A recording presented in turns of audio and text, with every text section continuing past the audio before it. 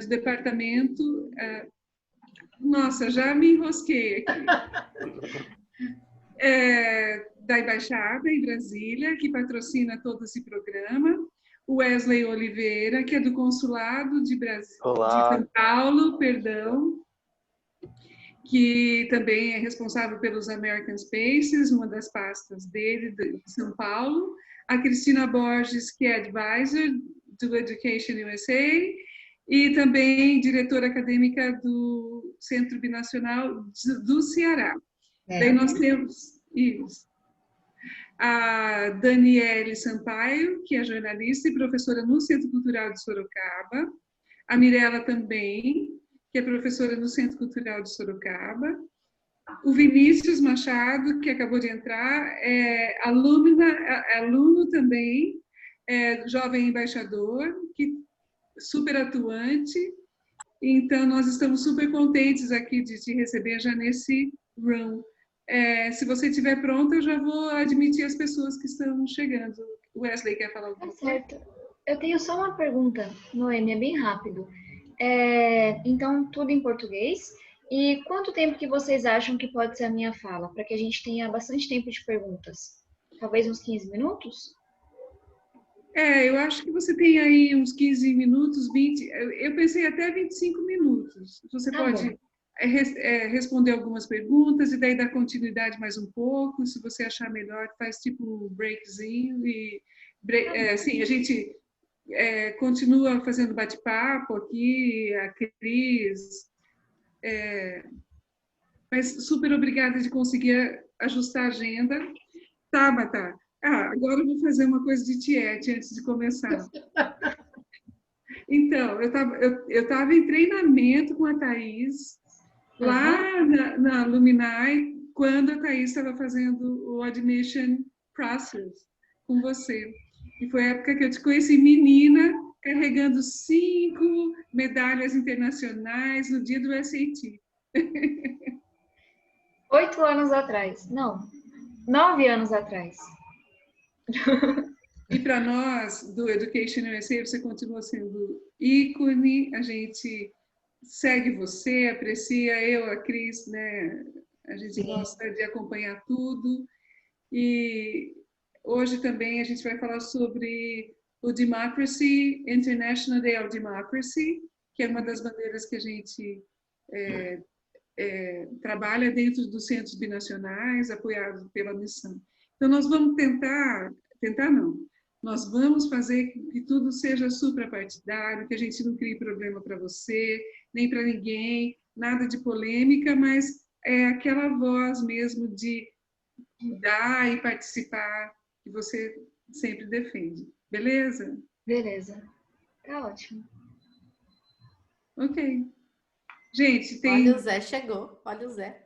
12 pessoas no waiting room, são exatamente 10 horas e 4 segundos. Podemos abrir? Sim, por favor, Noemi. Beleza, então. Estou abrindo, gente.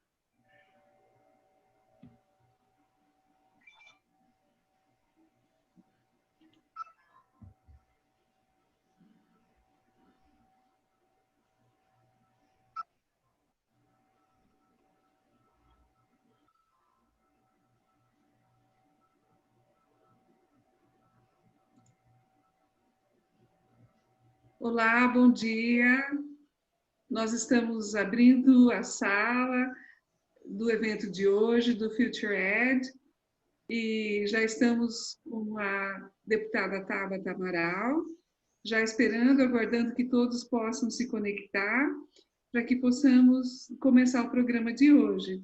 É com muita alegria que nós estamos recebendo todos vocês aqui, e com a nossa equipe que preparou esse evento, junto com a assessoria da deputada Tabata e o Future Ed, que é patrocinado pela missão diplomática dos Estados Unidos no Brasil.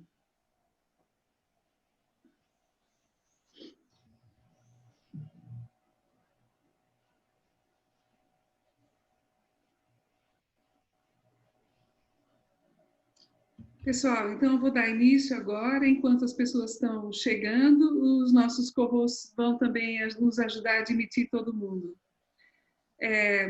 Meu nome é Noemi Fontão, eu sou diretora acadêmica e orientadora do Education USA, no Espaço Americano do CCBEL em Sorocaba. Sejam bem-vindos ao programa Future Ed, Futuro da Educação.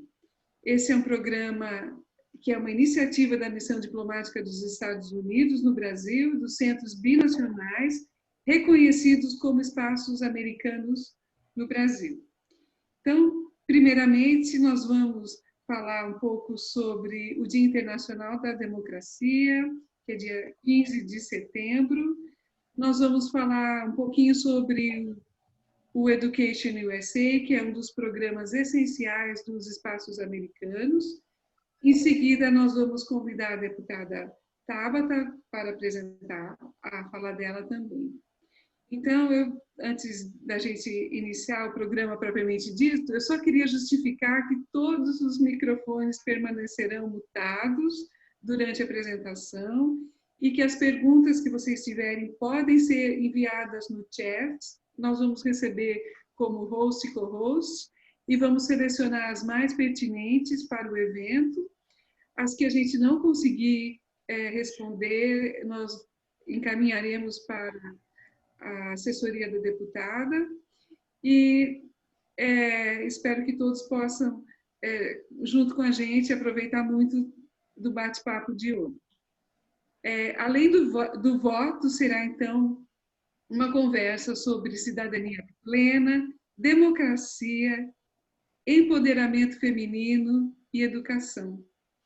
Tudo isso está interligado e a nossa convidada é um exemplo do poder transformador do acesso à educação e à democracia. Então, junto conosco, a deputada federal, Tabata Amaral, alumna, ex-bolsista do programa Oportunidades Acadêmicas do Education USA em 2013. E aqui, gente, eu acho importante uma breve explicação sobre o Education USA, que é uma rede mundial com mais de 400 escritórios de orientação oficial para quem deseja se candidatar a estudar nos Estados Unidos. O programa financia a candidatura dos alunos altamente qualificados, como a Tabata, para se candidatar às universidades americanas, com orientações dos advisors e tudo mais. Acho que eu falei o que é. Tabata, agora sim, por favor, seja bem-vinda.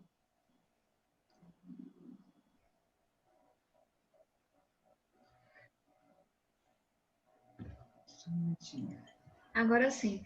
Bom dia, pessoal. Muitíssimo obrigada, Noemi. Em seu nome, no nome da Cris, eu agradeço demais pelo convite, a toda a equipe, pelo trabalho que vocês vêm fazendo, e quero dizer que é uma honra começar essa manhã falando sobre temas tão importantes com cada uma que está aqui presente.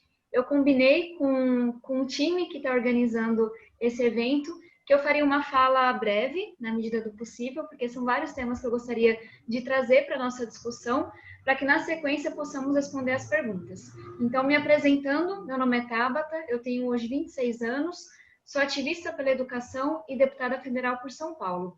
E eu pensei que um bom tema para a gente começar essa discussão sobre cidadania seria falar um pouco sobre como se deu o meu encontro com a política.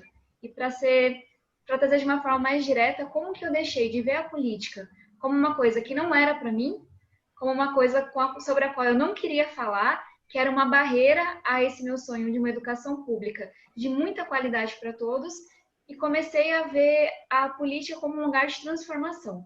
Eu venho da periferia de São Paulo, nós moramos até hoje em um terreno de ocupação, e a experiência que eu tive ao longo da minha vida com a política não foi muito inspirador, para colocar de uma forma bem branda. Meu pai foi criado em São Gonçalo, no Rio de Janeiro, era de família paraibana, minha mãe é baiana, os dois se encontraram em São Paulo em busca de mais oportunidades, e assim como muitos outros migrantes nordestinos, não foi essa a realidade que eles encontraram. E muito porque meu pai não pôde fazer o ensino fundamental e minha mãe teve que abandonar o ensino médio quando engravidou de mim, eles sempre se esforçaram muito para que eu e meu irmão pudéssemos estudar. E uma provocação que eu trago, uma das muitas que eu pretendo trazer nessa conversa, é que meus pais e toda uma geração que veio junto deles tiveram que lutar muito para que nós tivéssemos escolas para todos. A gente sabe que o acesso ainda é um desafio no Brasil, mas não é um desafio tão grande como nós tínhamos antigamente. E eu me lembro de, enquanto crescia, ouvir do meu pai quase que diariamente. Na minha época, a escola pública era coisa de rico. Então, você e seu irmão não reclamem. Era basicamente isso, porque eu não pude ir para a escola. E aí, a provocação que eu trago é que meu pai e minha mãe, que não tiveram essas oportunidades, eles não conseguiam avaliar se eu e meu irmão estávamos aprendendo o que a gente deveria na escola ou não. E aí, quando a gente olha para os dados da nossa educação pública, fica muito claro que não, nossos estudantes não estão aprendendo o que deveriam. Que metade deles chegam no terceiro ano do ensino fundamental, quando já deveriam estar plenamente alfabetizados e ainda não sabem ler e escrever. Que muitos deles, a esmagadora maioria, bem mais da metade, vão sair do ensino médio, quando concluem o ensino médio, sem ter aprendido o que deveriam em matemática, sem ter aprendido o que deveriam em português. E eu trago essa provocação porque isso marcou muito a minha vida. Eu sou parte, talvez, de algumas das primeiras gerações, primeiros grupos do nosso país, que de fato pôde ter o acesso à escola, mas que se via em uma escola onde não havia muita qualidade. Então, para a gente ir para a escola não era algo certeiro de que você com certeza teria uma vaga no vestibular, que você com certeza se sairia bem numa entrevista de emprego. E por que eu trago isso? Crescendo nessa comunidade, toda a minha vida foi muito marcada pela luta que a gente enfrentou contra a dependência química do meu pai. Eu ouvi diversas vezes, meu irmão também, que nós seríamos drogados igual ao meu pai. Eu vi isso de parentes, eu ouvi isso de vizinhos, eu ouvi isso de pessoas próximas. Mas eu não me lembro de ter ouvido de ninguém que eu faria faculdade. Ninguém me perguntava qual profissão eu queria seguir, qual era o meu sonho. E essa foi uma coisa que me marcou muito ao longo da minha trajetória. Essa desigualdade de sonhos que a gente tem, essa desigualdade de perspectiva, de horizonte. É claro que assim uma desigualdade de moradia, da comida que falta, do dinheiro que falta para você pegar um transporte, mas tudo isso desemboca em uma desigualdade que é muito mais profunda, que é essa do sonho, que te impede de quebrar o ciclo da pobreza, que te impede de realizar os sonhos que trouxeram meus pais para São Paulo. E aí eu conto isso para vocês porque, enquanto eu crescia, eu via uma realidade muito dura. A minha comunidade, por muitos anos, foi a mais violenta de São Paulo. Então, era comum você ver um corpo na rua indo para a escola. Foi comum para a gente perder amigos com 13, 14 anos de idade para o crime, para a violência. Era comum você ver familiares, pessoas próximas, perdendo seu sonho, sua capacidade de viver para as drogas, mas não se falava sobre isso. E aí, a política, que deveria ser esse instrumento de transformação, chegava para a gente a cada 2 anos, na figura de um cabo eleitoral, sequer era de um candidato, que queria pintar um número no nosso muro lá de casa. E eu tenho essa coisa de ser corajosa, assim, briguenta, no melhor dos sentidos, muito parecido com meu pai. E meu pai, a cada 2 anos, dizia, não vai pintar, que absurdo, não sei o quê. Mas essa era a política para a gente, de uma forma muito violenta. Era você ligar o noticiário e você não ter nada a ver com aquelas pessoas. Porque elas não se pareciam com a gente em condições, na forma de falar, nas preocupações que as moviam. Era a cada 2 anos alguém querer lhe dizer em quem votar, mas não te perguntar quais eram os problemas, quais eram suas opiniões. E aí uma provocação que serve para as escolas públicas, mas também para muitas escolas particulares, era na escola você não discutia o que fazia um vereador, porque a política se dava daquela forma, o que eram os partidos, o que era uma Câmara Federal. Então eu cresci distante dessa política, sem saber dizer o que era, mas sabendo que não era para mim. E sabendo por intuição que eu não gostava disso. E aí eu tive uma grande oportunidade quando eu estava na minha 5ª série, que foi a Olimpíada Brasileira de Matemática de Escolas Públicas, que, como não poderia deixar de ser, é uma política pública que impacta todos os anos milhões de estudantes, e como fui premiada nessa Olimpíada, recebi uma bolsa em uma escola particular. E aí foi a primeira vez que eu percebi, que eu comecei a refletir sobre essa desigualdade de sonhos que eu comentava com vocês. eu tive que ir para essa escola particular, que fica a 1h30 da minha casa, então de ônibus e metrô, para que lá, pela primeira vez, me perguntassem o que eu queria ser, o que eu faria na faculdade. E eu saí de um ambiente em que ninguém falava sobre profissão, sonho, faculdade, mas se falava sobre a criminalidade, se falava sobre a nossa realidade tão dura, para eu ir para um lugar em que todo mundo falava sobre USP, Unicamp, Unifesp, Unesp, em que esse vocabulário era próximo. E aí, quando me perguntaram o que eu faria na faculdade, eu não tinha a menor ideia, porque eu não tinha referência. Minha mãe era diarista, meu pai cobrador de ônibus, e eu não conhecia pessoas que tinham trilhado esse caminho. E eu estava cada vez mais envolvida com as Olimpíadas Científicas. No auge dos meus 13 anos de idade, eu achava que as Olimpíadas iam mudar o mundo e eu comecei a dizer que ia ser astrofísica. Não porque eu soubesse o que fazia um cientista, muito menos um astrofísico, mas porque eu tinha me encantado com a Olimpíada Brasileira de Astronomia, com as galáxias, os planetas e tudo que eu via ali. Eu falei, não, vou ser astrofísica, convencia, as pessoas ficavam admiradas com a minha resposta e eu fui tentando me encaixar naquele mundo. Uma das coisas mais difíceis para mim nessa nova escola foi acreditar que aquele lugar também fosse para mim.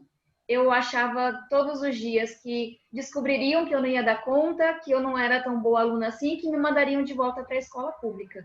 E levou muito tempo para eu fazer amigos, para eu saber responder as perguntas absurdas que me faziam sobre a escola pública, para eu entender que, beleza, eu ia ter 2 camisetas pelos 5 anos na escola, mas não era isso que ia dizer que eu não poderia estar naquele lugar. E aí foi nessa escola que eu tive contato pela primeira vez, não só com as faculdades brasileiras, mas também com as faculdades americanas. E comecei a conhecer pessoas assim que estavam do meu lado, que tinham ido para Harvard, para MIT, para Princeton. E representatividade importa muito, muito mesmo, mas também você ter alguém minimamente perto, como um professor, uma professora, um colega que trilhou um sonho diferente, te faz começar a vislumbrar esse sonho. E foi lá que eu ganhei esse sonho de fazer faculdade no exterior. Eu fui extremamente acolhida pelos meus professores, que logo se deram conta que, no meu caso, só a bolsa de estudos não seria suficiente. Então, meus professores começaram a comprar roupa para que eu pudesse ir numa premiação, começaram a pagar o meu almoço, inicialmente pagando o lanche, depois pagando todos os dias para eu poder almoçar, começaram a pagar o meu transporte. E conforme meu pai ia ficando cada vez mais doente e eu me desanimando cada vez mais, meus professores realmente foram me dizendo que, olha, esse sonho que você tem é nosso, não é só seu. E foi assim que eu representei o Brasil em algumas competições internacionais, sempre a única mulher na equipe brasileira. E aí comecei a me questionar sobre por que estavam me dizendo que as meninas não gostavam de ciência, mas quando chegava na sala de aula eu ouvia piadinhas todos os dias e me via com 15, 16 anos de idade, tendo que provar que era feminina mesmo sendo boa em ciência, e que era boa em ciência mesmo sendo menina, que é um grande absurdo na nossa adolescência, ter que provar tanta coisa. E aí eu fui ficando mais próxima desse sonho de fazer faculdade no exterior.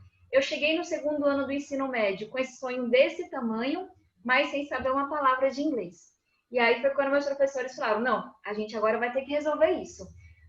Um diretor do Etapa, que é a escola onde eu estudei, e a mãe de um aluno, que era muito meu amigo, conseguiram uma bolsa para mim no seu LEP, para que eu pudesse pelo menos fazer até o intermediário. E aí foi mais ou menos entre o 2º e o 3º ano que eu conheci o Opportunity Grants da Education USA. E aí, com cada uma dessas oportunidades, o sonho ia ficando um pouquinho mais próximo. Porque primeiro, eu provavelmente iria muito mal nas provas de inglês, mas eu estou aqui aprendendo inglês. E aí surge a Education USA e me diz, olha, eu sei que você não consegue pagar as provas, as inscrições, as provas do processo americano, mas a gente vai te ajudar. E a gente vai te ajudar com as redações e com as traduções. E meus professores também super entraram nesse sonho. Então, aquela coisa que eu tinha certeza que era impossível para mim, na minha cabeça continuava sendo impossível, mas o caminho já podia ser trilhado. E aí eu fui me preparando cada vez mais para esse vestibular. No 3º ano, eu prestei os vestibulares aqui do Brasil também. Eu passei em Física na USP, que era o mais próximo desse meu sonho de astrofísica, e eu consegui prestar o vestibular para 10 faculdades americanas. E aí um segundo ponto para essa nossa conversa, que eu sei que é muito do dia a dia de vocês, é o quanto que a gente deve e precisa questionar o vestibular brasileiro. Nesse vestibular, que é uma prova feita uma vez, sabe, uma vez no ano, que olha para um tipo de competência daquele jeito, não cabia, não tinha espaço para eu dizer que eu trabalho desde os 7 anos de idade. Não havia espaço para eu dizer que eu pegava 3 horas de ônibus lotado todos os dias, que eu estava enfrentando uma luta muito grande com meu pai, que às vezes eu ia com fome para a escola. Enquanto no vestibular americano, eu podia trazer quem eu era. E quando eu fiz as primeiras provas e não tirei a nota mínima, como era de se esperar, eu pude fazer as provas de novo no segundo mês. E minhas notas não eram maravilhosas, especialmente as de inglês, mas eu podia contar quem era a Tabata, quais eram os sonhos que eu tinha. Então, aqui no Brasil, eu prestei 3 vestibulares, só passei em física na USP, e nos Estados Unidos eu prestei 10 e passei em 6 das melhores faculdades americanas. E eu digo isso não, enfim, para dizer que eu deveria ter passado nos vestibulares brasileiros, mas para dizer que a gente está selecionando muito mal nossos estudantes. Que talvez se a gente tivesse um vestibular que olhasse um pouco mais para o ponto de partida de cada um e não só para o ponto de chegada, se a gente tentasse ver quem está correndo mesmo nessa corrida tão desigual do nosso Brasil, a gente veria um perfil muito diferente ingressando no ensino superior. Com certeza com mais negros, mais periféricos, mais pessoas que de fato representam quão diverso é o nosso Brasil. E aí foi assim que eu comecei, terminei o ensino médio, comecei a fazer física na USP, até que recebi a primeira resposta, que foi a de Harvard. E aí, numa dessas, enfim, coincidências duras da vida, 4 dias depois, meu pai veio a falecer, e aí eu queria ressaltar um último ponto do quão importante foi para mim estar sonhando esse sonho com tantas pessoas. Porque quando a gente perdeu meu pai, eu saí da USP, eu disse não às faculdades americanas que tinham me aceito, porque, enfim, como eu estava constantemente achando que aqueles lugares todos não eram para mim, que aqueles sonhos não eram para mim, foi muito rápido na minha cabeça entender que eu tinha perdido meu pai por ser metida besta, como a gente fala, por ter dado um passo maior do que a perna, por achar que eu, filha de quem sou, vinda de onde venho, poderia fazer faculdade em Harvard. E foram alguns meses bastante difíceis os que se seguiram, mas tanto as minhas advisors Education USA, os meus professores, todo aquele grupo que tinha sonhado comigo, foi me dizendo que não era sobre mim. Que não era assim, você acha que é só sobre você e você vai desistir de tudo? E foram me mostrando que tinha uma coisa aqui além, que talvez demorasse um pouco mais de tempo para outro estudante de escola pública vindo da periferia recebesse uma bolsa de estudos em Harvard. E não fosse por eles, eu teria desistido daquele sonho. E eu falo isso porque a gente tem um trabalho gigantesco a fazer para devolver aos nossos jovens a capacidade de sonhar, a autoestima, o entendimento de que sim, eu venho de um lugar de muita desigualdade, mas eu sou merecedora das oportunidades que chegam. E acho que aproveitar e agradecer por isso, porque eu precisei que muitas pessoas acreditassem em mim quando eu não estava acreditando, quando eu realmente não acreditava mais, para que eu pudesse ocupar esses lugares. E foi assim que, horas antes do prazo final, dia 1º de maio, eu mandei minha aceitação para Harvard e fui fazer faculdade nos Estados Unidos. E aí, chegando lá, foi quando eu comecei a de fato me conectar com o propósito que eu tenho hoje. Eu já trabalhava em projetos sociais voltados para a educação. A gente tinha fundado o VOA alguns anos antes, que até hoje prepara alunos de escola pública para Olimpíadas Científicas, mas foi só na faculdade que eu comecei a me ver de fato como uma ativista pela educação. E a entender que, olha, sim, eu tive privilégios e oportunidades que praticamente ninguém da minha comunidade teve ou ouviu falar. E eu posso encarar isso com culpa, me questionando todos os dias, porque eu, e não meu vizinho, e não meu primo, e não meu amigo, ou eu posso falar, sim, eu tive essas oportunidades todas, e agora cabe a mim usar elas de alguma forma para que outras pessoas tenham essas oportunidades, reconhecer as oportunidades, reconhecer os privilégios e questionar essa desigualdade toda que eu vi ao longo da minha vida. E foi assim que eu fui abandonando o sonho de ser astrofísica. Então, eu me formei com curso secundário em astrofísica, mas claramente não é a área em que eu atuo hoje, e fui me aproximando cada vez mais da ciência política. Não porque eu já visse o poder transformador da política, mas porque eu fui entendendo que esse curso, que para mim ainda era um curso que falava de sociedade civil, cidadania, desenvolvimento econômico, ele me ajudaria a trabalhar com educação. Então, eu fiz ciência política porque eu queria os instrumentos para trabalhar com educação. E aí eu me joguei de vez nesse ativismo. Cada verão eu aproveitava para aprender um pouco mais, então fui para a Índia e aprendi pra caramba sobre o sistema educacional indiano. E também terminei de aprender inglês, que era uma questão bem grave para mim no primeiro ano. Fui para o interior do Ceará, fui para Salvador para aprender sobre a educação municipal do Brasil. Fiz pesquisa sobre isso. Fui fazer um estágio na Falcone, porque eu queria aprender sobre gestão. A gente fundou o Mapa Educação e começou a reunir jovens ativistas pela educação do Brasil inteiro. E aí eu fui me envolvendo cada vez mais com a educação e chegou um momento que eu percebi que, olha, eu estou me aproximando da política. Que era essa coisa que eu não gostava, que eu não entendia muito, mas com cada experiência, quando eu ouvia de um prefeito, como eu de fato ouvi no interior de Minas, que ele ia acabar com um programa de educação que havia tido muito êxito, para não dar ibope para a gestão anterior. Quando eu trabalhei com um secretário de educação que não entendia nada de educação, que estava ali representando os interesses de um partido da base aliada. Quando eu vi algumas pessoas que estavam lotadas na Secretaria de Educação, pura e simplesmente por razões políticas. E eu fui vendo, eu fui estudando e me aprofundando com a minha tese. Foi ficando muito claro para mim que o nosso problema dessa educação que não chega para todo mundo não é um problema técnico. A gente tem Sobral no interior do Ceará, a gente tem Foz do Iguaçu, a gente tem Pernambuco com as escolas de tempo integral. Nós temos coisas boas a serem celebradas e a serem repetidas Brasil afora. E aí eu sempre brinco, meu sonho para daqui 5 anos é que a gente tenha a educação básica do Ceará e o ensino médio de Pernambuco. Aí daqui a 10 anos a gente começa a concorrer com Coreia do Sul, Canadá e esses países todos. Ou seja, a gente tem a solução dentro do nosso Brasil. O problema é que a educação não é uma opção política. Não é há muito tempo e não é para a maioria das pessoas. Como essa pandemia está deixando tão claro. Ninguém está perdendo o sono porque nossos estudantes estão há 6 meses sem ter aula. A gente sabe como dado que a evasão vai aumentar, que isso tem um custo social e econômico absurdo, mas a gente não perde um sono porque a gente não é um país que entendeu de fato o valor da educação. E aí tudo isso foi se juntando e eu entendi que, olha, se a política e os políticos, de certa forma, não mudarem, esse nosso sonho para a educação sempre vai encontrar essa barreira. E aí eu tinha uma opção, eu continuava vendo a política como essa barreira intransponível, que eu sempre vou fazer no meu limite até chegar até ela, ou eu começava a me questionar como é que a gente poderia, então, transformar a política.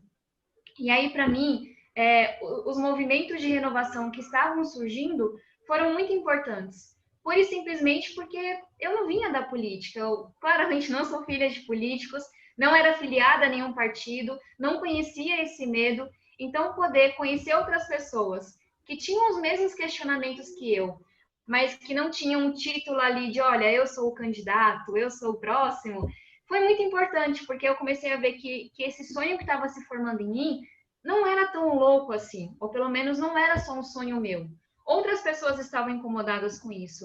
E foi aí que nós fundamos o Acredito, que é um movimento que vem fazendo um trabalho muito bonito de ser ponte entre a sociedade e a política formal. Foi aí que eu conheci mais o trabalho da RAPES, conheci o trabalho do Renova, fui pela primeira vez de uma sala de aula na RAPES ou no Renova, aprender o que fazia um vereador, o que fazia um deputado, que era uma campanha política, e rodeado de pessoas de praticamente todos os partidos, mas que também tinham aquela angústia de, olha, tem alguma coisa que está errado, a gente tem que estar lá, sabe? A gente tem que ocupar esse lugar.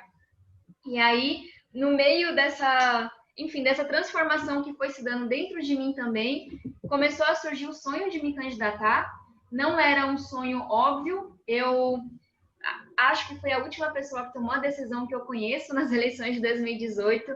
Eu bati o martelo e comecei a contar para as pessoas que seria candidata 10 de julho, que é, enfim, extremamente próximo das eleições e nada recomendável, mas porque até ali eu tinha muitas razões pelas quais eu não deveria me candidatar. Eu não tinha dinheiro, eu não tinha experiência, eu não tinha preparação, eu achava que não seria eleita, que seria muita exposição, que ninguém iria acreditar, e eu não tinha uma lista tão grande de razões pelas quais eu deveria ser candidata. E aí, entrando já num tema de mulheres na política, foi muito simbólico que para eu ser candidata, uma grande amiga, que também era do Movimento Acredito, teve que sair do seu trabalho e dizer, eu vou coordenar a sua campanha, você querendo ou não. Tá aqui, ó, pedir demissão. E aí eu trago isso porque para mim foi uma constante muito, muito verdadeira ao longo da minha vida. Muitas pessoas tinham que sonhar para que eu falasse, não, então vamos. E aí quando tem muita gente ao lado, a gente não tem coragem de desistir, né? Porque o sonho já não é mais seu, é de muitas pessoas. Me candidatei, foi uma campanha muito dura.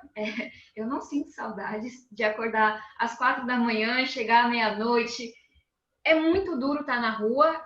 Eu competia com pessoas não só que faziam as coisas mais caixa 2, compra de votos, compra de liderança e coisas do tipo, mas também o assédio que eu enfrentei na rua, as piadas que eu ouvia dentro e fora do partido, o espaço que eu não recebia igual aos homens, o financiamento que eu não recebia igual aos homens. E aí várias coisas que foram se somando e discriminações e preconceitos. Alguns pelo fato de eu não vir da política, outros por eu ser jovem, mas a grande maioria por eu ser mulher.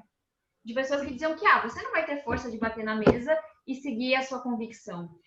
De pessoas ao meio-dia em uma feira que começaram a me assediar. Eu tive que sair correndo, que é uma experiência que eu imagino que nenhum candidato homem tenha enfrentado. De 2 mulheres da minha equipe serem trancadas em uma sala pelo time de outro candidato, porque eles queriam dinheiro.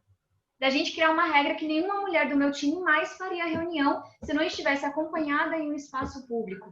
Então, são pequenas coisas do dia a dia que iam dizendo pra gente que aquele não era o nosso lugar. De uma pessoa do partido que virou e falou, olha, você quer entrar no puteiro que é a política e sair pura. Isso é impossível.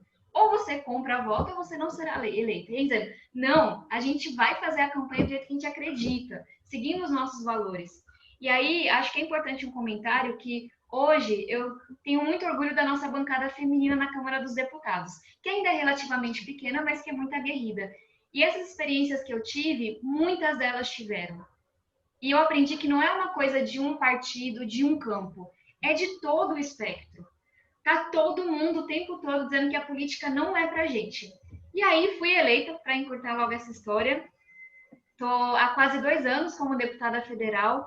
É de longe uma das coisas mais difíceis que eu já fiz na minha vida, talvez a mais difícil no campo profissional, porque, diferentemente da astrofísica, não basta você ouvir as pessoas, você olhar os estudos, você encontrar o que é correto, qual é o caminho, você convencer todo mundo, lidar com fake news, é uma bagunça que só. Mas, ao mesmo tempo, eu me sinto extremamente abençoada, feliz, sortuda, de com 26 anos ter encontrado o meu lugar, pelo menos para esse momento. E sabe, não acordar nem um dia pensando, poxa, eu gostaria de estar lá, naquele outro lugar, naquela outra pessoa. Não, eu queria estar exatamente aqui. Porque quando a gente aprova o Fundeb, depois de uma luta de 1 ano e meio, quando a gente apresenta uma agenda social, que é a primeira vez que acontece na história da Câmara, quando a gente cria uma comissão de fiscalização do MEC, que vem fazendo um trabalho extremamente sério, quando a gente apresenta um projeto, que, se Deus quiser, será pautado em breve, para conectar todas as escolas e alunos da escola pública. Com esses pequenos avanços que a gente vai tendo com muita luta, eu penso que, sim, é verdade, esse meu propósito de uma educação de qualidade, ele se realiza aqui. E tão somente aqui. A gente não vai transformar a educação apesar da política. A gente vai transformar a educação dentro da política. E aí, trazendo de volta para esse nosso tema, eu fui ativista pela educação por 9 anos antes de me candidatar. E continuo o meu ativismo pela educação, mas agora de dentro da política. E foram 9 anos de organizando movimentos, me unindo a outros ativistas, dando aula em escola pública, privada, assim, lutando pela educação para que eu pudesse ver a política como esse lugar de transformação que ela é. E não deveria levar tanto tempo. E não deveria ser tão demorado. Eu me lembro que na primeira eleição que eu votei, que foi a de 2010, eu não sabia o que era. E uma coisa até bastante, assim, besta, né? Olhando hoje em dia. Eu olhei os candidatos e procurei quem era professor ou professora. Porque eu não conhecia nenhum deles. E eu achava que um professor ou uma professora teria mais chance de votar pela educação. E hoje eu tô tão, assim, por dentro desse processo mesmo de mudança, que eu poderia facilmente votar em 10 pessoas para vereador em São Paulo. Pessoas que eu sei que vão representar, que vão fazer uma luta. Então, é de um lugar muito diferente que eu falo hoje do que eu falava 10 anos atrás. E o que eu queria trazer um pouco é que, enfim, eu imagino que outras pessoas têm outras histórias com relação à política. Mas, de novo, eu demorei muito para deixar essa descrença de lado, para deixar essa desconfiança, essa raiva que eu sentia. Não quer dizer que quando eu ligo o noticiário eu não fique revoltada, eu fico. E a gente tem que ficar. Não quer dizer que cada foto que saia de políticos eu me veja lá representada. Eu não me vejo. Onde estão as mulheres? Onde estão os periféricos? Onde estão os jovens? Pessoas com deficiência, negros, LGBTs? O nosso Brasil não está lá representado. Mas estando hoje nesse lugar muito privilegiado, de alguém que fala como deputada federal, eu sei o quanto vale a pena. A luta é gigantesca, mas vale muito a pena a gente mudar um pouco a forma de ver a política. E hoje eu estou extremamente envolvida numa luta que é por mais mulheres na política, e aí esse é um tema que eu queria só pegar alguns minutinhos para poder compartilhar com vocês, trazendo um pouco o meu lado nerd também, de quem gosta de estudo. Tá tão, assim, evidente para quem pesquisa que o nosso Brasil vai ser mais justo, desenvolvido e ético com mais mulheres na política, que, assim, eu tô jogada nessa luta. Estudos que já mostraram que se diminui a corrupção com uma política mais diversa, que o desenvolvimento econômico melhora, que as mulheres, em todos os quesitos, enfrentam melhor momentos desafiadores como esse da pandemia, porque tem uma atuação mais propositiva, então menos de embate e mais suprapartidária, de criar ponte, de resolver. Estudos, inclusive, que mostram que com mulheres no poder, as meninas têm sonhos maiores, tiram notas de matemática maiores, porque toda a sociedade aumenta a expectativa em relação a elas. E para mim é tão matemático quanto isso. Na hora que nosso Congresso, Assembleias Legislativas e câmaras municipais tiverem mais a cara do Brasil, e a cara do Brasil é isso que eu falei, forem mais diversos, nós vamos começar, assim, matematicamente, a produzir soluções mais diversas, mais criativas, que de fato falem para toda a população e não apenas para um grupo que está lá majoritariamente representado hoje. E muitas pessoas já questionam, mas se fulano for de tal partido, não vai mudar. E os estudos mostram uma coisa diferente. Nós precisamos sim de pré-candidatos e futuros candidatos que são preparados, que são éticos, comprometidos. Mas quando eu falo que com mais mulheres na política as coisas mudam, os estudos não olharam se elas eram de esquerda, direita, em qual partido elas estavam. Eles disseram, olha, independente da posição ideológica, uma política mais diversa produz soluções melhores. Então, é um pouco disso o nosso trabalho hoje. Trabalhar para que a nossa política tenha mais a cara do Brasil, produza soluções para quem de fato está na ponta. E aí, um exemplo muito recente que eu tive. A gente tem um problema gigantesco no Brasil, que é a pobreza menstrual. Milhares de mulheres em situação de cárcere que não têm acesso a absorvente, milhares, e é milhares mesmo, não é exagero, olhando para os dados, milhares de mulheres, de meninas que faltam às aulas todos os meses porque não têm acesso a absorvente, milhares de mulheres que têm dificuldade de entrar no mercado de trabalho porque não têm acesso a absorvente, e essa é uma discussão que ainda está engateando na nossa sociedade, porque é muito tabu. E eu penso, meu Deus, que outra questão que impacta mais da metade da população, desde que somos seres humanos, mas que não é discutida. Pura e simplesmente porque as mulheres não estão lá. Como é que a gente debate educação pública com pessoas que nunca sentaram na carteira da escola pública? Como é que a gente debate transporte público com pessoas que nunca pegaram um ônibus lotado? Então, algumas provocações para dizer para vocês. É claro que eu adoraria que dessa conversa saíssem alguns futuros e futuras candidatos. Mas tem uma coisa no meio do processo que também fala desse nosso Brasil como um todo se envolver mais com a política. Começa com as eleições desse ano. A cada 2 anos, a gente tem uma oportunidade real e concreta de mudar um pouco o rumo da nossa história. Dizer, olha, vamos mudar um pouquinho o rumo do nosso barco? Vamos começar a construir uma história diferente? E a cada 2 anos, a nossa democracia, que não se limita ao voto, mas que passa pelo voto, nos dá essa oportunidade de contar uma história diferente, pura e simplesmente. O nosso engajamento se dá se engajando em campanhas de pessoas que de fato nos representem, por mais que todo mundo diga que eles, que elas não têm chance. Passa pelo nosso acompanhamento da política, pela nossa fiscalização, pela nossa formação. É muito provável que a maioria de vocês aqui, assim como eu, não tenham aprendido na escola o que faz um vereador. Mas hoje em dia não faltam ferramentas para a gente aprender. Todo mundo pesquisa, Politize com Z, que é uma plataforma assim, completamente apartidária, que traz formação política de uma forma muito simples e que eu volte e meia dou uma checada para algum item. Então, vamos nos formar politicamente. Essa é a primeira coisa que a gente pode fazer como cidadã, como cidadão.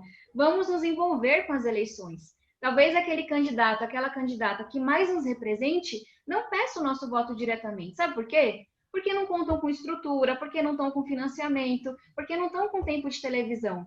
Então, minha gente, não vai dar para esperar pegar os santinhos na rua e ver qual que é mais bonitinho. Vai ter que pesquisar na internet, vai ter que se aprofundar no processo, vai ter que se voluntariar em uma campanha que represente a gente.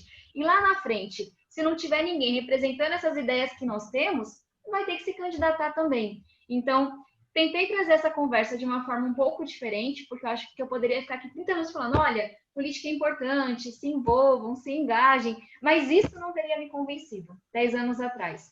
Então, eu tentei trazer um pouco de como que eu fui quebrando esses preconceitos e vendo a política de uma forma diferente. E aí, para concluir, acho que vale reconhecer também que é uma outra provocação para o nosso Brasil, que eu tive muita sorte de fazer faculdade em um lugar que entendia o valor do serviço público, em que meus colegas mais preparados queriam sim ser servidores públicos, queriam sim ser políticos, queriam sim fazer estágios na Casa Branca, falando do caso do Departamento de Governo. Então, que a gente também questione essa cultura de pessoas de um país que acha que ciências sociais não importam. A reação das pessoas ao falar vou fazer ciência política nos Estados Unidos foi uma, aqui no Brasil foi outra. Então, a gente tem que questionar essa cultura que ainda não entende que as pessoas mais preparadas, com mais oportunidades, têm que ir para o serviço público, têm que ir para a política, porque é aí que estão os maiores problemas, aqueles mais complexos.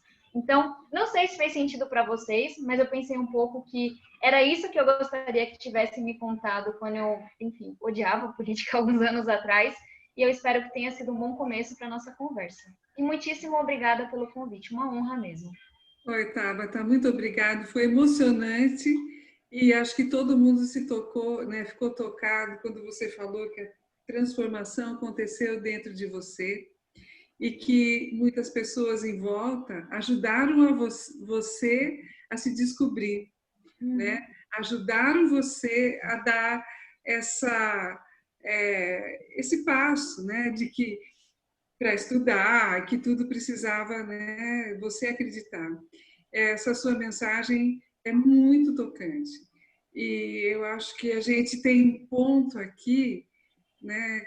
Que a gente acaba tendo vergonha da nossa política e por isso não quer participar.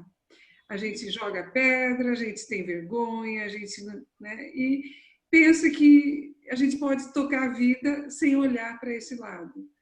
E você está nos transformando. Eu acho que o papel, né, desse evento é isso, né, trazer a luz para que todos percebam que a gente precisa de muitas pessoas para fazer um sonho acontecer. Eu fui anotando algumas coisas que você falou, que a gente precisa construir uma história diferente no Brasil como um todo, ter uma formação política e nos envolver sem ter medo, como você falou, né? De enfrentar tantos problemas ali, de corrupção e compra de voto e tudo mais.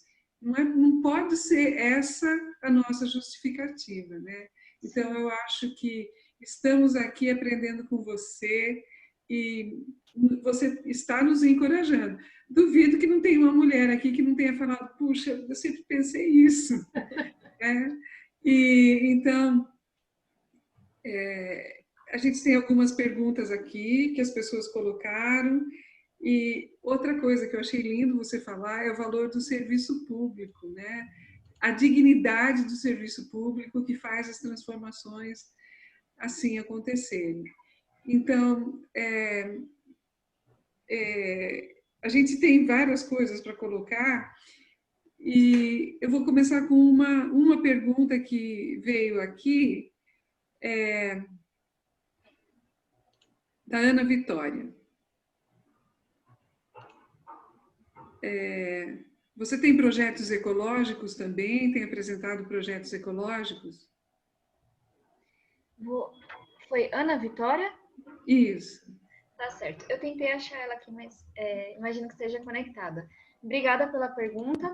Na Câmara, eu sou relatora da comissão externa que vem acompanhando tanto o Ministério da Economia quanto o Ministério do Meio Ambiente. E aí falo com muito cuidado, porque sei que esse é um espaço suprapartidário, mas não dá para não falar sobre a situação muito grave que o nosso país está vivendo.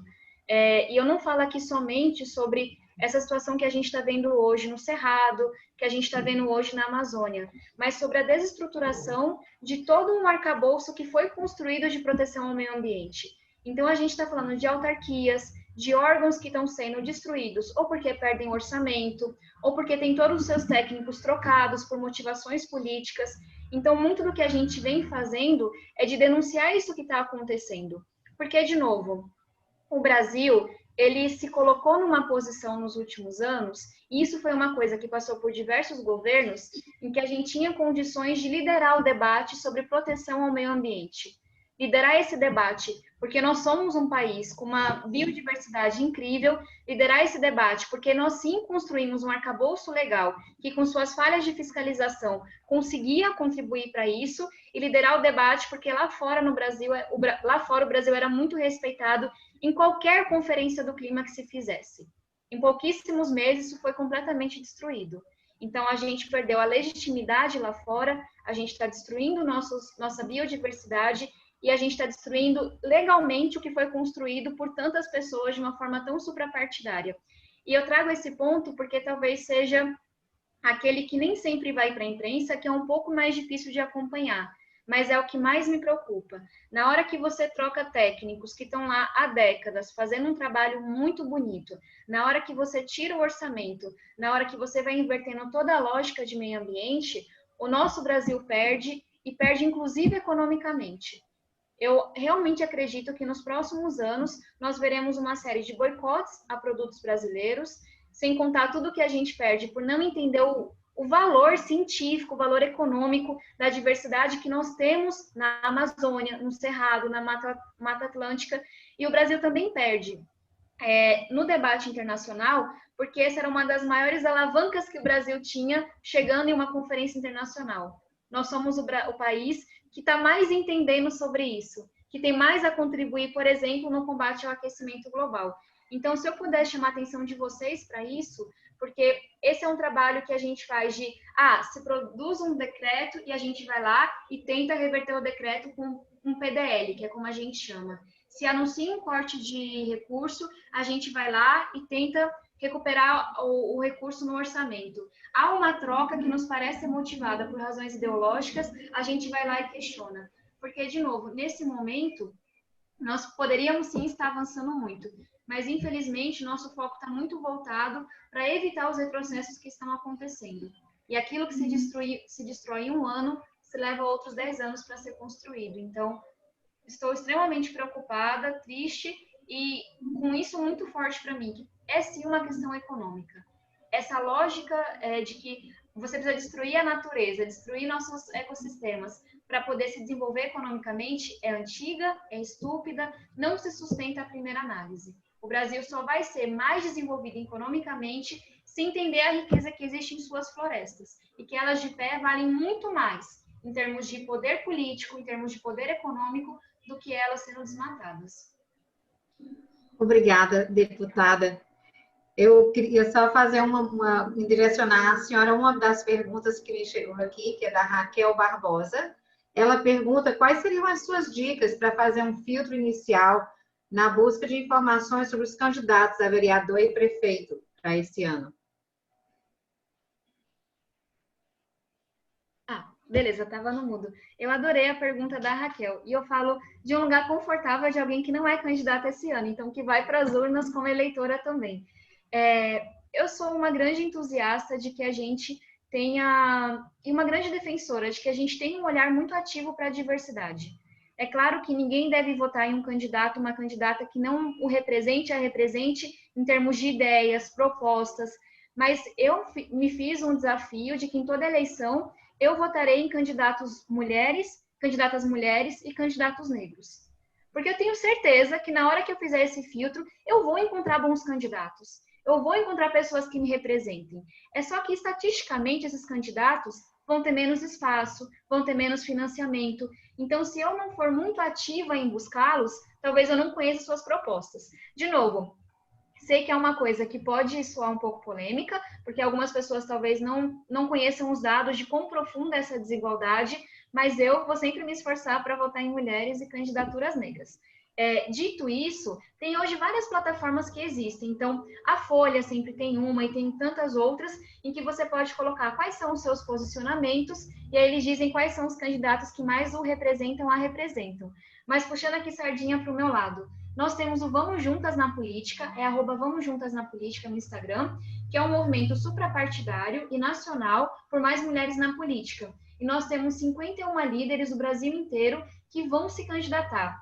Essas líderes estão em mais da metade dos partidos brasileiros, então eu tenho certeza que, apesar de não conhecer o seu posicionamento político, vai ter lá alguma mulher que a represente, e nós temos um grupo extremamente diverso, com mulheres que já foram presidentes de empresa, que são líderes comunitárias, meninas, avós, mulheres trans, mulheres com deficiência. Então, só para dizer que a gente pode, sim, ser muito ativo em buscar mais diversidade e ainda assim encontrar candidatos que nos representem nos valores e nos posicionamentos. Então, eu espero que tenha ajudado um pouco.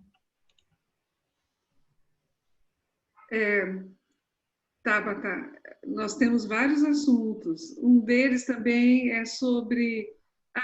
Dani, você quer fazer a pergunta das escolas? Vamos lá, por favor. Por favor, por favor. É uma pergunta que já... Aliás, bom dia a todos. Deputada Tabata Amaral, uma pergunta que nós já tínhamos uma curiosidade, foi trazida aqui também pela Jéssica Birello. Existe um plano para inserir aulas políticas na escola? Eu gostaria de colocar aqui também como deveria ser introduzida, como deveria ser apresentada pela educação política nas escolas. Daniele, muito boa essa pergunta. E aí vou trazer um pouco do desafio político. Nós temos sim um projeto que foi apresentado já há alguns anos na Câmara, antes mesmo que eu fosse eleita, mas que sempre que ele está para ser pautado, ele é retirado. E essa é uma discussão que ela foi trazida quando da construção da base comum curricular, que é como se fosse o norte para os currículos estaduais e municipais, mas ela tem muita dificuldade de ser implementada. Por quê? As pessoas confundem formação política com formação partidária. E esse é um erro gigantesco que nós fazemos. Então, discussões, e aí com muita seriedade, que são despropositadas, inconstitucionais, como de um projeto, como Escola Sem Partido, eles atrapalham muito essa discussão. Porque as pessoas acham que quando a gente defende uma formação cívica, cidadã, política, a gente vai querer falar de um partido ou de outro. E a melhor resposta para qualquer coisa nunca é você limitar o debate, é você ampliar o debate. Então, quando a gente fala, olha, queremos uma formação política, não é para a gente falar do PT, do PSDB, do PSL, do que for. É para a gente falar, é isso que faz um vereador. É isso que está na nossa Constituição. É assim que se define o transporte escolar. É esse órgão que está responsável pelo transporte público. É aqui que você reclama quando tem um buraco na sua rua, porque nós não sabemos do básico. E aí a gente pode sim ter uma discussão sobre quais são os partidos brasileiros, como é que o aluno pode pesquisar seus programas, seus estatutos. Então, esse é um debate que a gente empurra com muita força, tem um projeto pronto para ser pautado, mas sempre é retirado porque algumas pessoas, de uma forma rasa, acredito eu, não enxergam que o debate político ele tem que ser ampliado e não proibido. Até porque vocês com certeza já lidaram com estudantes de ensino médio. Eu tenho toda a convicção que eles não são doutrinados e coisas do tipo. São independentes, cada vez com mais formação, e o nosso maior risco é que eles cresçam descolados da política como eu cresci. Descrentes da democracia, achando que não vale a pena votar, que não importa. Então, eu sinto muita falta dessa formação, e o desafio que nós temos hoje para pautar o projeto é essa visão enviesada de defensores do Escola Sem Partido, por exemplo, que não entendem que uma coisa é uma coisa, outra coisa é outra coisa. Olha, eu vou interromper só um minutinho, porque isso também essa fala também já responde uma pergunta do Wesley Oliveira, lá do Consulado de São Paulo, que ele perguntou aqui, existe uma maneira adequada de falar sobre política em sala de aula em um tempo de grande polarização? Eu acho que já dá para engatilhar. Wesley, sua pergunta é super importante, porque o desafio que nossos professores e professoras estão enfrentando hoje, ele já é muito grande. Então, como é que... E aí vem muito desse... E aí eu falo como astrofísica. Em um momento em que as pessoas acham que é ok você defender que a Terra é plana e que opiniões deveriam ter mais validade do que a ciência, a sala de aula já virou um lugar de muito conflito. E nós, professores, de fato, estão em um momento em que eles acabam sendo vítimas dessa polarização que a gente está vivendo.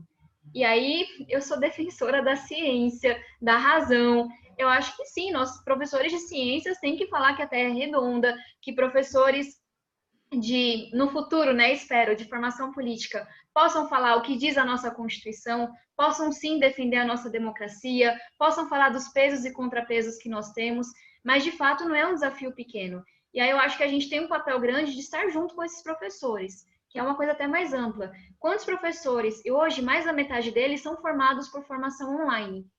E eu, assim, tô longe de ser alguém que briga com a tecnologia, mas a gente não admitiria que um cirurgião fosse formado apenas por EAD.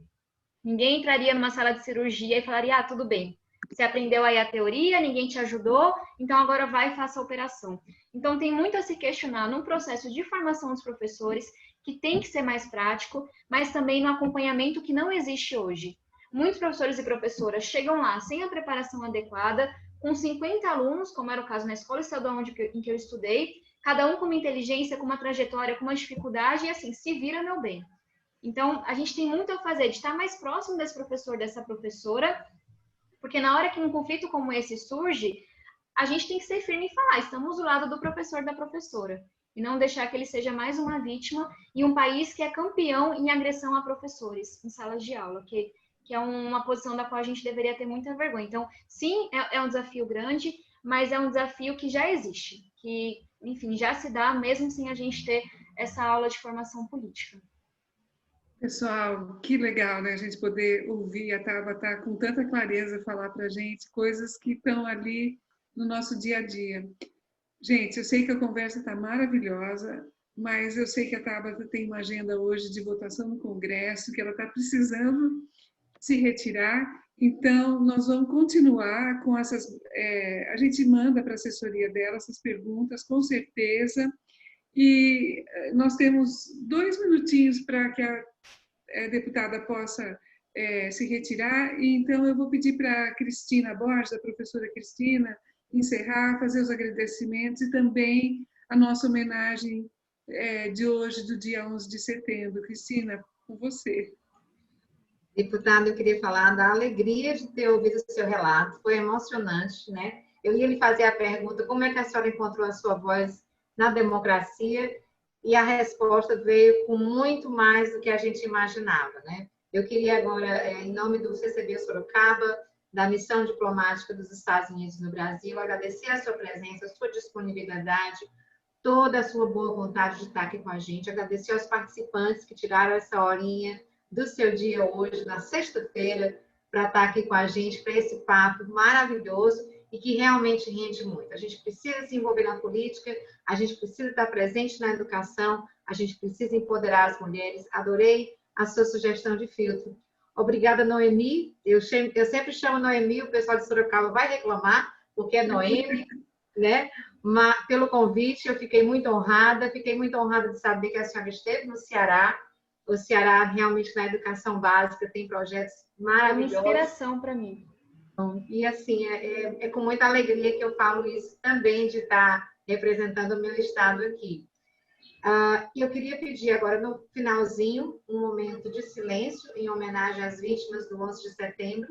Esse ano são 19 anos desse atentado e que, na realidade, a voz que mais clama no futuro é a da democracia, é a da participação. Então, alguns momentos de silêncio em homenagem a essas vítimas.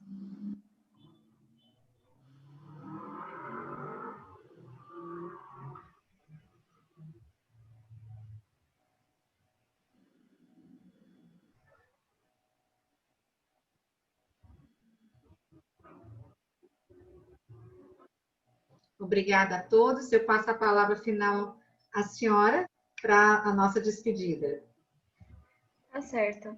Cristina, Noemi e todos que estão participando aqui, muitíssimo obrigada pelo convite. Foi, de fato, uma honra, uma maneira muito bonita de começar a minha sexta-feira.